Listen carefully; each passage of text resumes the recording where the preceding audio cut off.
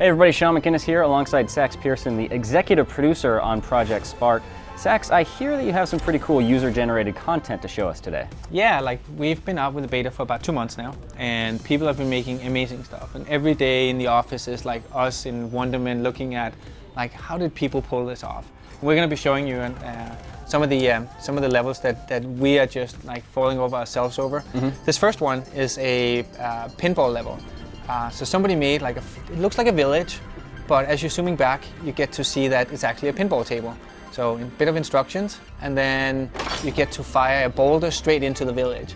And like any good pinball table, it has the bumpers, it has side rails, it has like all the things that make pinball special. Like you can add the secrets, you can unlock parts of the table. There's an analog game you can get to if you unlock all parts of the table. You can take the clock tower in the center and put it down, and you get obstacles in the way.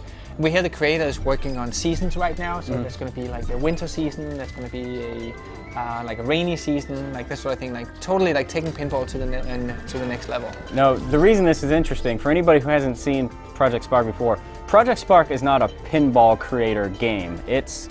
It's a lot more than that. How exactly do you just describe what Project Spark is and how it leads to something like this? Project Spark is a game about making games. Like we say that it's where players create and creators play. It's a giant playground. We provide technology, a place for the community to be, a sharing platform, and all the pieces that you build with. And then it's up to you. Like whatever you want to make, you can make. Here's another game. It's a puzzle game with its completely unique mechanic. Whenever you move the white one, the black one moves opposite of it, and it's about bringing the two dots together, and the level designs get super intricate. So this particular mechanic was made by one of our designers, a designer that just graduated out of USC, and it's a fantastic mechanic. All of us, the first thing we said was like, well, that's like a real game, right? Well, this should be a real game. Of course it's a real game. Right. But then the next level of this was people took this and remixed it and started adding more and more levels. And it's to the point now where the creator is having trouble like completing the levels, right? Because it's just like it's an infuriatingly simple mechanic that is just super fun. And then the second thing is remixes. So Claude loaded up the epic castle level, where somebody took the castle set that we provided, which had a bunch of like interesting castle pieces, and just took it to the next level with like huge creation. See, this is more like, last time I saw a demo of Project Spark, it was showing how to make like a fantasy action role-playing game. Obviously, you look at this and you get kind of a Fable vibe. Seeing those 2D puzzle games and a pinball game, that's why that stuff is crazy, because like this is what I imagine when not necessarily this, but like 3D, sort of like that. You know, 3D action roaming kind of games. Yeah, like the language in Spark is extremely flexible. It's like any programming language that you can make whatever comes to mind. We chose to focus on fantasy in what we provided and what we showed first, because fantasy makes people think RPG, storytelling, depth, and it's something that people have a very fond memories of. But it's also a very underserved genre. There are not a lot of great fantasy role-playing games right now. We have creators in Spark that are setting out to do the next great fantasy role-playing game, and they treat it like Steam Greenlight, meaning they go out and they have launched their own website. The story is there, there's character descriptions, there's a wiki about what the game is going to be. Some of the pieces are being shown as they're building them. But it's an epic undertaking. They're going to make a real RPG. Here's another great example in the community. This is a girl that's been really active since the beginning of the community. But this is just an art exploration. But in this discovery, like I learned something about our engine that I didn't know. I had no idea it could do this. I still don't understand how the ground was exactly done. Maybe it's just colored light. I don't know. If it is, then it's the most creative use I've ever seen of colored light. So this guy did neither noodle nor anything. Like he just got at it. He recreated the Oakvale quest from Fable 1, like shot by shot. Like every building, every dialogue line, everything.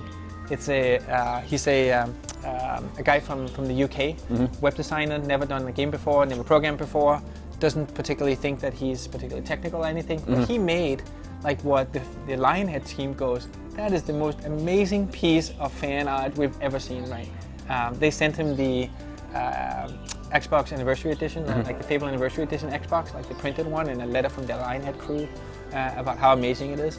And his notoriety is in the community is just like cemented, right? And that was the second measure, is that people, like heroes of the community emerge, like people that are just fantastic, right?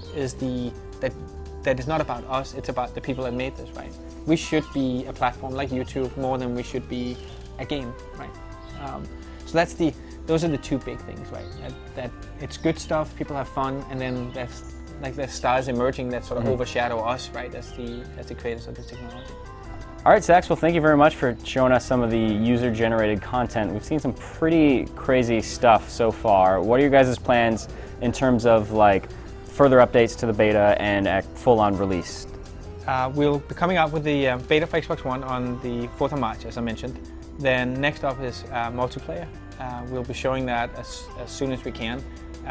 But that's the other leg of the game, right? Where now you get to make and create together, which is just epic. Like the other part, like we're working on leaderboards, and we're working on level linking, so you can make your magnum opus 50 level creation. But beyond that, then I think it's time to take the beta tag off once you get there. We're sort of waiting for feedback from the community, see what we're missing, and then we'll go as broad as we can. But right now, we're extremely happy with where we're at. We're extremely happy with like what people are making, and we're just trying to listen to see like what should be next up for the community. All right, sounds good. And until then, the Eye of Sauron will be watching you. Thank you.